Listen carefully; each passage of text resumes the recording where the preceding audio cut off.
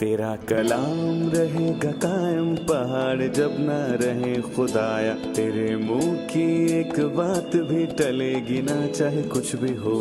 तेरी मान दिए है जिंदा सोने से भी कीमती, मेरा दिल ये दे गवाही है ये किताब अजीम।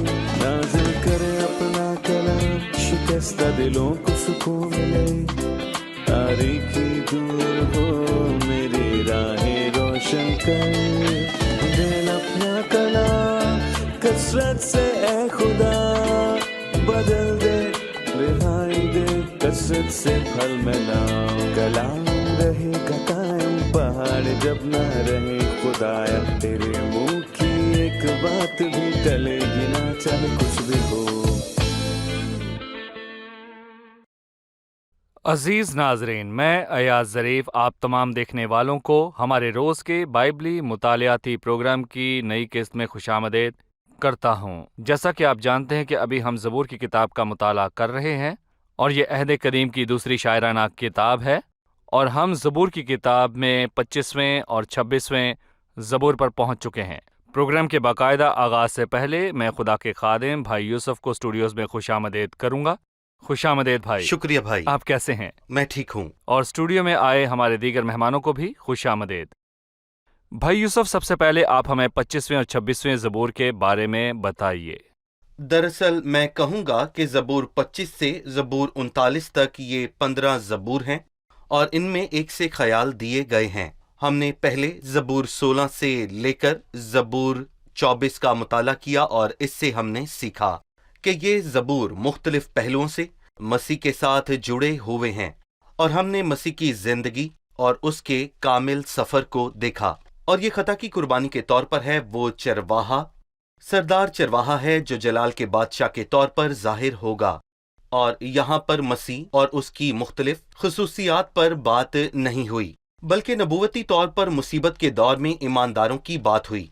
और मैं यहाँ पर कहूँगा, ये दीनदार बकिया कौन सा है? ये दीनदार लोग ज़मीन के वो लोग हैं जो अपने गुनाहों का इकरार करके तौबा करेंगे और कलीसिया के आसमान पर उठाए जाने के बाद खुदा की तरफ रजू करेंगे। और यहाँ पर सिर्फ उनकी बात नहीं हुई, बल्कि हर उस ईमानदार की जो हर मुश्किल दौर से गुजरता है, मतलब कि वो ईमानदार जिसने मुसीबत का दौर देखा है।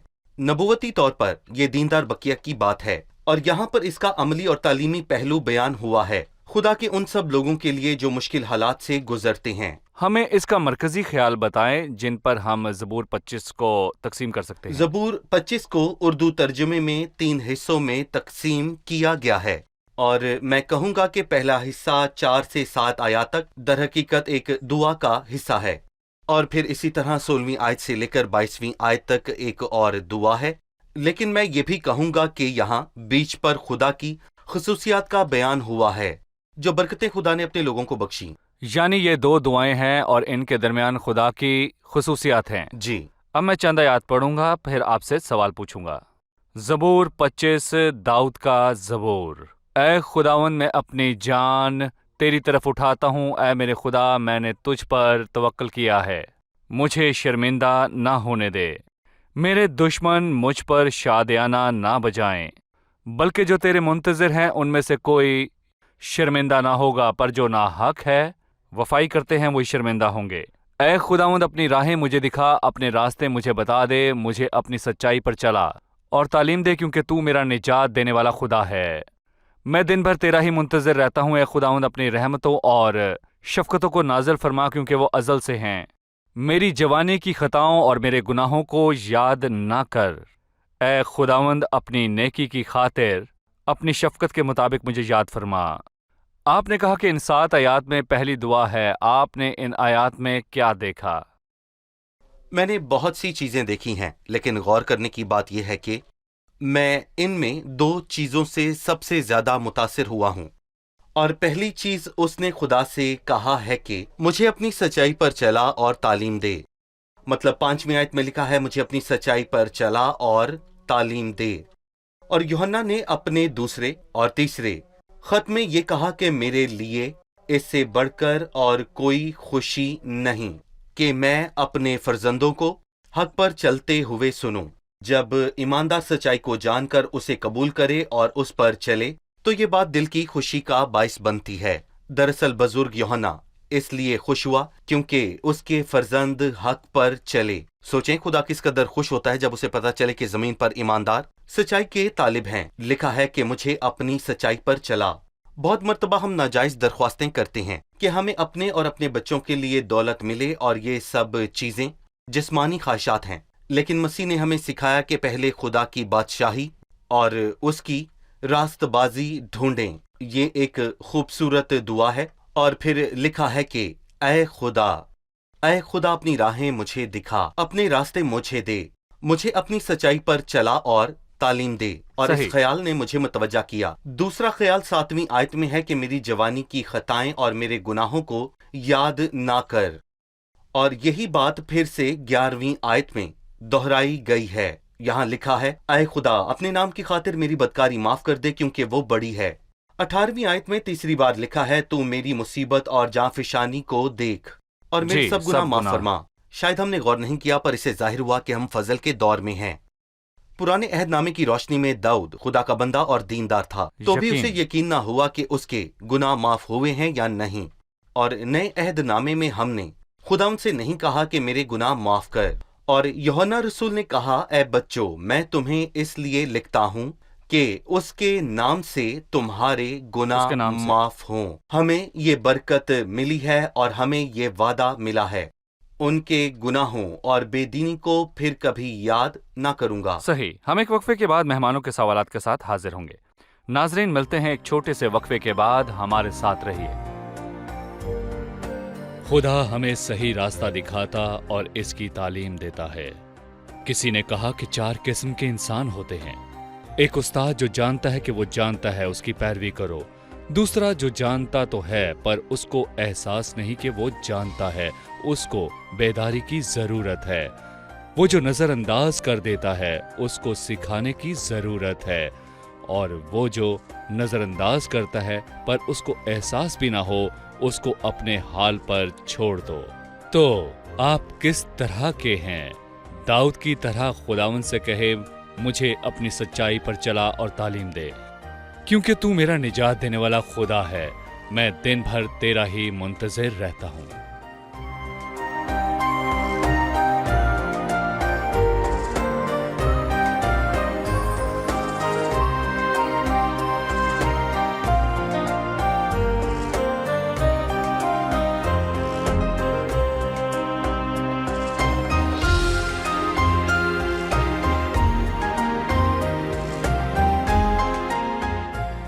खुशामदीद। आइए चलते हैं मेहमानों की जानिब और जानते हैं उनका सवाल।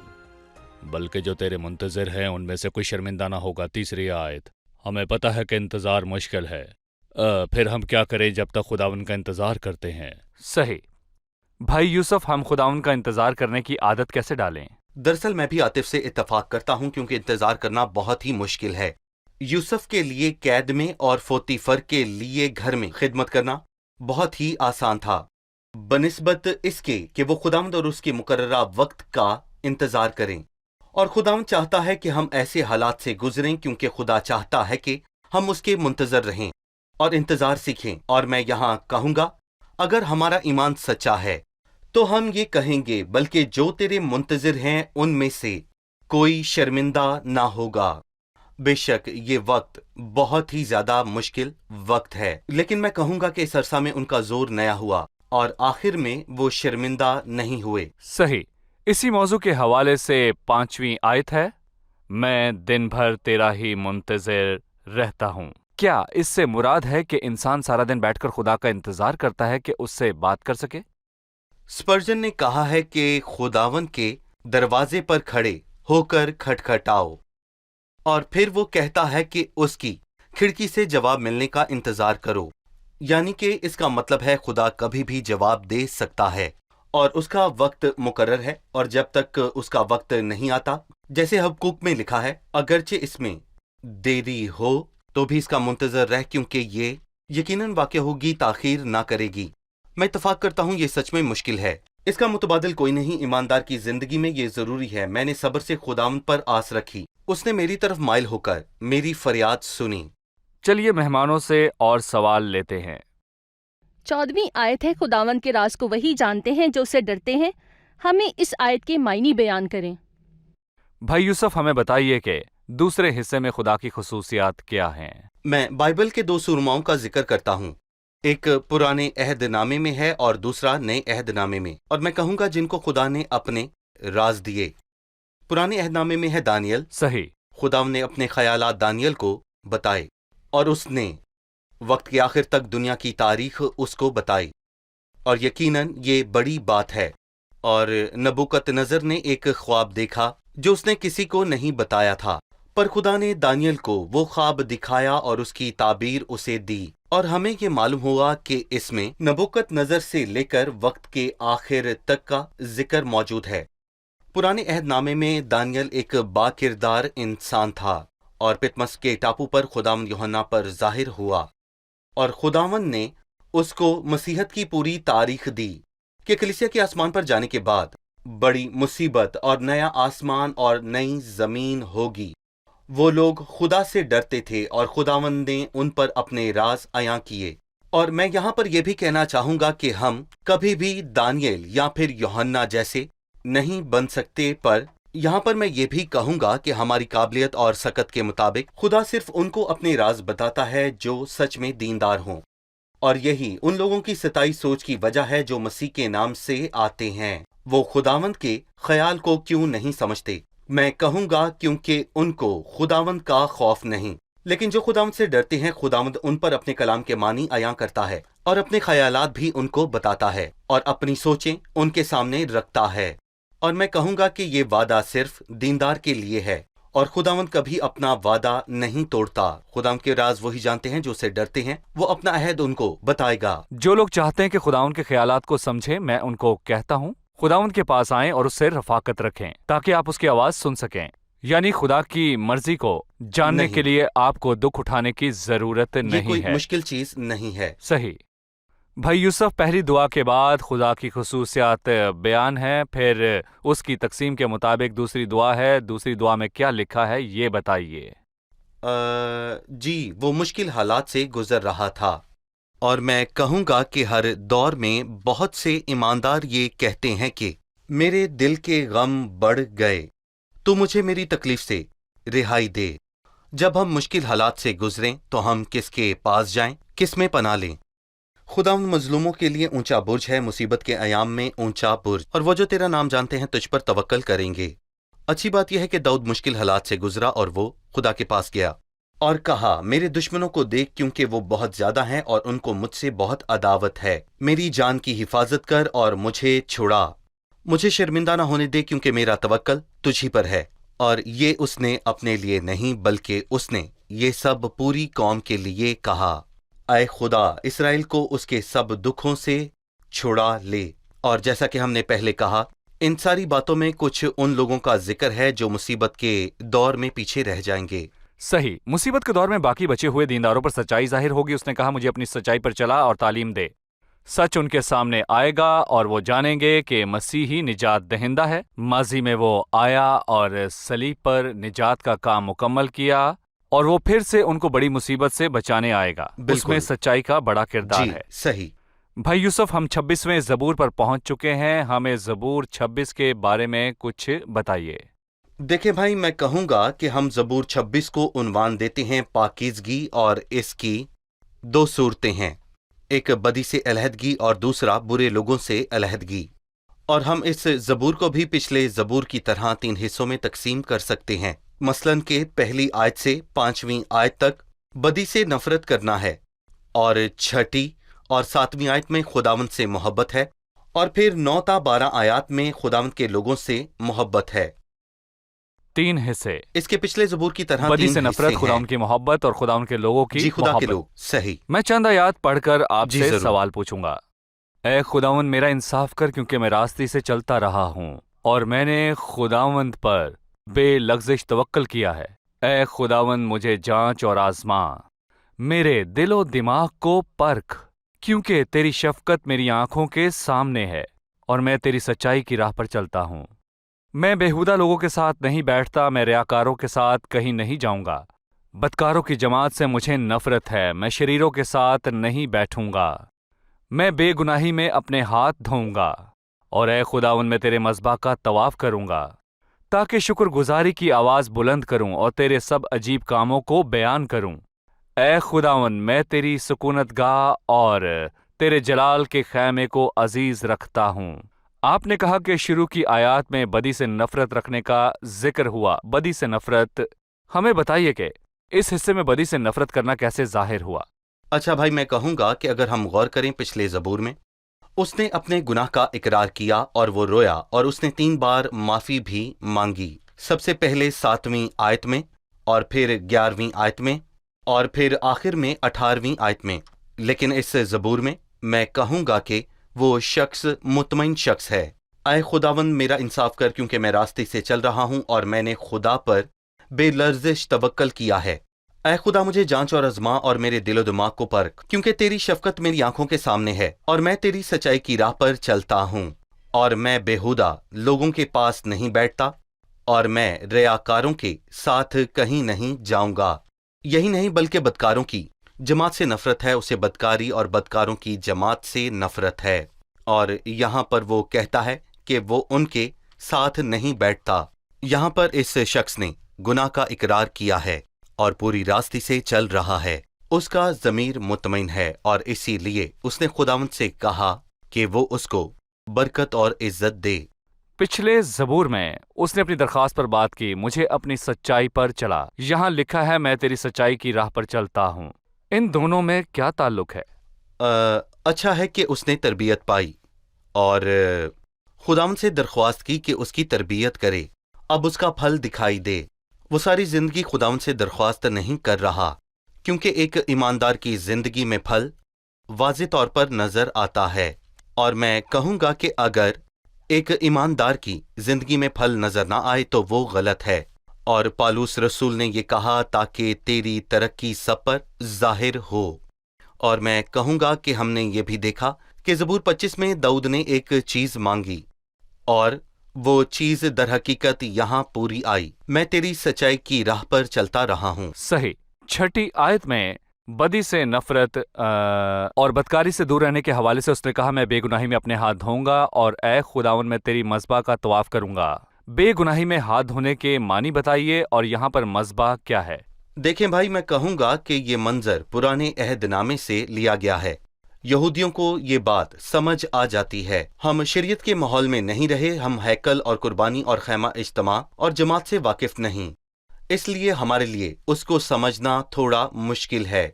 हालांकि ये आसान है, क्योंकि खैमा में दाखिल होते ही पीतल का मज़बा दिखाई देता है और फिर इसके फौरन बाद पीतल का एक हौज था जहाँ पर तमाम काहिन अपने हाथ और पांव धोते थे, इससे पहले कि वो पाक मुकाम में कुर्बानी को चढ़ाने के लिए दाखिल हों। लेकिन उसने इखलाकी तौर पर उसे अपनाया, क्योंकि तमाम काहिन पाक मुकाम में दाखिल होने से पहले अपने हाथ और पांव धोते थे। लेकिन दाऊद ने अपने हाथ पानी से नहीं बल्कि बेगुनाही से धोए। और जैसा कि हमने पहले भी बयान किया कि पाकीज़गी की 2 सूरतें हैं, एक के बदकारों की मजलिस से नफरत करना और उनके साथ ना बैठना। और मैं कहूँगा कि यह भी हो सकता है कि आप उनके साथ बैठें पर आपके दिलो दिमाग और सोचों और ख्यालों में बदी से भरा हुआ भरी हो। तो मैं बेगुनाही में अपने हाथ धोऊंगा। ऐ खुदा मैं तेरे मज़बा का तवाफ करूंगा। और क्या आप जानते हैं कि खैमा इज्तिमा के अंदर 2 मज़बे थे और वहां पर काहिन पीतल के मज़बा पर कुर्बानी चढ़ाते थे जो बाहर मौजूद था, और बखूर जलाने की कुर्बानगाह ये पाक मुकाम में मौजूद थी। अब ईमानदार होते हुए हमारा फर्ज है कि हम मसीह पर गौर करें, क्योंकि उसने हमारे लिए कुर्बानी दी है और उसकी कामलियत हर वक्त खुदा के हजूर बखूर की मानिंद जलती है। हमारी बदी की वजह से हम मसीह में महजूज नहीं हो पाते और बदी से हमारी इबादत और हमारे रिश्ते में खलल आता है। हो सकता है कि आप इल्म तबीब के माहिर हों या फिर दुनिया के माहिर तबीब हों, लेकिन फिर भी आप में बदी मौजूद हो। आप खुदा की रफाकत में कायम नहीं रह सकते और ना ही आप उसकी खिदमत कर सकते हैं। सही। हम वक्फे के बाद मेहमानों के सवालात के साथ हाजिर होंगे। नाजरीन, मिलते हैं एक छोटे से वक्फे के बाद। हमारे साथ रहिए।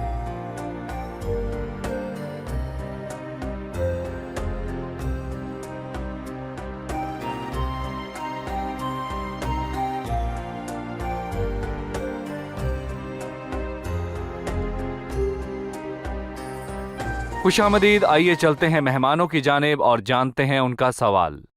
8वीं आयत है, ए खुदाउन मैं तेरी सुकूनत गाह और तेरे जलाल के खैमे को अजीज रखता हूँ। इस आयत का मतलब क्या है? भाई इस आयत की वजाहत फरमा दीजिए। अगले ज़बूर में हम जानेंगे कि दाऊद ने कैसे खुदा के घर और उसकी सुकूनतगाह से मोहब्बत रखी। उसने कहा कि मैंने खुदावंद से एक दरख्वास्त की है और मैं उसी का तालिब रहूंगा कि मैं उम्र भर खुदा के घर में रहूं ताकि उसके जमाल को देखूं और उसकी हैकल में इस्तफसार किया करूं। 5वीं आयत में उसने कहा कि मुझे नफरत है। 8वीं आयत में मैं अजीज रखता हूं, यानी ईमानदार मोहब्बत और नफरत दोनों करता है। लिखा है, ऐ खुदावंद से मोहब्बत करने वालों बदी से नफरत करो। आप तब तक खुदावंद और उसके खैमा और उसके घर से मोहब्बत नहीं रख सकते जब तक आपको गुनाह और बदी से मोहब्बत हो। ऐसा नहीं हो सकता कि आपको चुना है कि गुनाह से मोहब्बत करके उसी में रहना है या खुदा से मोहब्बत और गुनाह से नफरत करनी है। जी। इस ज़बूर में दाऊद ने हमें ये तालीम दी है। सही। 9वीं आयत में लिखा है, मेरी जान को गुनाहगारों के साथ और मेरी जिंदगी को खूनी आदमियों के साथ ना मिला, जिनके हाथों में शरारत है और जिनका दहना हाथ रिश्वतों से भरा है। पर मैं तो रास्ते से चलता रहूंगा, मुझे छुड़ा ले और मुझ पर रहम कर। मेरा पाँव हमवार जगह पर कायम है, मैं जमातों में खुदावंद को मुबारक कहूंगा। भाई यूसुफ 9वीं आयत से ज़बूर के आखिर तक इन आयात का मौजू बताइए। मैंने कहा कि ये खुदावंद के लोगों की मोहब्बत है, जैसे आखिरी आयत में वाज़े हुआ है। और मैंने आपको बताया कि पूरे ज़बूर में पाकीज़गी और उसकी 2 सूरतों का जिक्र हुआ है, यानी बातन की पाकीज़गी और बदकारों से अलहदगी। यहाँ ये वाज़े हुआ कि मेरी जान को गुनाहगारों के साथ और मेरी जिंदगी को खूनी आदमियों के साथ ना मिला। और ये तालीम पुराने और नए अहदनामे दोनों में ही मौजूद है। दूसरे तिमोथियस 2 बाब में लिखा है, बस जो कोई उनसे अलग होकर अपने ताई पाक करेगा वो इज्जत का बर्तन और मुकद्दस बनेगा और मालिक के काम के लायक और हर नेक काम के लिए तैयार होगा। जवानी की ख्वाहिशों से भाग, तू बदकार लोगों से अलग हो और बातनी पाकीज़गी पाएं। इस हिस्से के आगाज में ये बात लिखी है। फिर उसने शानदार अल्फाज कहे, मेरे पाँव हमवार जगह पर कायम कर, मैं जमातों में खुदावंद को मुबारक कहूंगा। और इससे हमें खुदावंद के नाम से जमा होने वाली जमात याद आती है। और मसीह ने कहा, क्योंकि जहां 2 या 3 मेरे नाम से इकट्ठे हैं वहां मैं उनके बीच हूँ। शायद किसी मुल्क में 2 या 3 मसीही भाई हों, और क्या खुदावंद उसी के नाम को सारा जलाल मिले? क्या उनके बीच होगा? वो जब भी खुदावंद के नाम पर इकट्ठे हों तो खुदावंद उनके बीच होगा। और फिर वो कहता है, मैं जमात में खुदावंद को मुबारक कहूंगा और अपने भाइयों के साथ मिलकर खुदावंद की इबादत करना और जमात में खुदावंद की बरकत हासिल करना। मैं कहूंगा कि ये बहुत ही खुशाइन बात है। यहाँ पर जमातों से मुराद वो ईमानदार जो खुदावंद के नाम पर इकट्ठे होते हैं। जमात के लफ्जी मानी हैं बड़ी जमात। अगर किसी जगह पर सिर्फ 3-4 लोग इकट्ठे हों, वो सोचें कि सिर्फ वही खुदावंद के नाम पर इकट्ठे हुए हैं, तो आप उनसे क्या कहेंगे? खुदावंद ने क्या काम किए और उसका फल क्या आया? दरअसल एक दिन हमें अंदाजा होगा कि खुदा ने हर जगह जिसकी हमने तवक्को ना की हो वहां भी दीनदार लोगों को रखा हुआ है। और फिलिपियों के 4 बाब में वाज़े लिखा है कि सब मुकद्दस, खसूसन यहाँ पर वो उन्हें एक पैगाम देता है कि कैसर के घर वाले तुम्हें सलाम कहते हैं। और शायद वो बादशाह के महल के एक कमरे में दुआ और इबादत करने के लिए इकट्ठे हुआ करते थे, जहां हमें तवक्को भी ना थी। हर मुल्क में, चाहे वहां मसीह और उसकी अंजील की कितनी भी मुखालफत क्यों ना हो, वहां दीनदार मौजूद होते हैं जो खुदावंद के नाम पर इकट्ठे होते हैं। मैं ज़ाती तौर पर ऐसे मुल्क के लोगों को जानता हूं जो खुदा की इबादत करने के लिए इकट्ठे होते हैं और उसमें खुशी मनाते हैं। एक लड़की ने मुझे बताया कि अमेरिका में होने वाली इबादत से उसे इतनी बरकत नहीं मिलती जितनी खुशी और बरकत उसको उस मुल्क में इबादत करने से मिलती है। वो लड़की जिस मुल्क से अमेरिका में गई, वो खुदावंद में मसरूर रहते और जलाल से भरे होते हैं। मसीह ने सलीब पर बदकारों के जुल्म को सहा और कुत्तों ने उसको घेर लिया। इसी सलीब के नतीजे में आज हर जगह एक जमात है, वो बहुत सा फल लाया। जी बिल्कुल, सलीब के काम के बराबर ये इलाही अजर मिला, मुआवजा मिला। भाई यूसुफ, आपका बहुत शुक्रिया। शुक्रिया। मुताले में आपकी सारी वजाहत के लिए शुक्रिया। चलिए मेहमानों से उनकी राय जानते हैं। जी, आज के प्रोग्राम में आपने क्या सीखा? मैंने सीखा कि जब हम मुश्किल में हों तो हमें सिर्फ खुदा के पास जाना चाहिए। جب ہم تھک جائیں تو ہمیں اس کے پاس جانا چاہیے، وہی ہمیں تسلی دیتا ہے، ہمارا خداوند۔ مجھے اس کی دعا پسند آئی کیونکہ اس کا خداوند کے ساتھ تعلق تھا، وہ خداوند کا منتظر تھا۔ اس نے کھانے یا نوکری یا سفر پر جانے کی درخواست نہیں کی۔ اے خداوند اپنی راہیں مجھے دکھا، اپنے راستے مجھے بتا دے، مجھے اپنی سچائی پر چلا اور تعلیم دے۔ شاید ایماندار ہوتے ہوئے ہماری درخواستیں ویسی نہیں جیسی خداوند چاہتا ہے۔ ہم یہ جاننے کی کوشش ہی نہیں کرتے کہ خداوند کا کلام کیا فرماتا ہے۔ اگر ہم خداوند کے کلام کو جانتے جیسے زبور کی آیت ہے، خداوند کے راز کو وہی جانتے ہیں جو اسے ڈرتے ہیں۔ صحیح۔ میں نے سیکھا کہ خداوند کے ساتھ حقیقی رفاقت پاکیزگی سے قائم ہوتی ہے۔ پولس رسول نے نئے عہد نامہ میں کہا، اس پاکیزگی کے طالب رہو جس کے بغیر کوئی خداوند کو نہ دیکھے گا۔ صحیح۔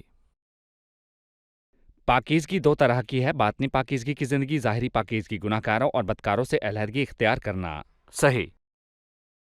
شکریہ، خداوند آپ سب کو برکت دے۔ بھائی یوسف آپ کا خدا بھی کو شکریہ۔ برکت دے۔ عزیز ناظرین، زبور نویس نے لکھا، میں بے گناہی میں اپنے ہاتھ دھوؤں گا اور اے خداوند میں تیرے مذبح کا طواف کروں گا۔ اس نے پاکیزگی اور عبادت کا تعلق بیان کیا۔ پاکیزہ زندگی سے پاکیزہ عبادت ہوتی ہے۔ کوئی بھی عبادت جو ایسے شخص کی ہو جس کے ہاتھ یا دل یا آنکھیں ناپاک ہوں، وہ عبادت رائگاں جاتی ہے۔ عزیزو، اگر آپ کہیں کہ عبادت سے پہلے آپ غسل لیں، تو میں آپ کو بتانا چاہتا ہوں کہ پاک اور صاف کرنے والا صرف مسیح کا خون ہے۔ یہ دلوں کو پاک کرتا ہے، اور خدا کا پاک کلام یعنی بائبل ہمیں روزانہ کی بنیاد پر پاک صاف کرتی ہے۔ جب ہمارا دل اور آنکھیں خدا کے کلام سے پاک ہو جائیں تو عزیزو ہماری عبادت پاک ہوتی ہے اور خداوند اس کو قبول فرماتا ہے۔ سو پاکیزگی اور عبادت میں تعلق ہے۔ سوچیں کہ ابھی آپ کیا کر رہے ہیں۔ شاید آپ خدا کے قریب جانا چاہتے ہیں پر آپ کے دل میں برائی اور ناپاکی ہے، تو عزیزو آپ کی عبادت قبول نہیں۔ خداوند وہ عبادت قبول کرتا ہے جو مسیح کے لہو سے دھلے ہوئے دل سے آئے، جس ہاتھ میں خدا کا کلام اور جس آنکھ نے کلام کو پڑھا ہو، اور وہ جس کا وجود کلام سے پاک صاف ہوا ہو۔ اگلی قسط میں آپ سے پھر ملاقات ہوگی۔ خدا آپ کو برکت دے۔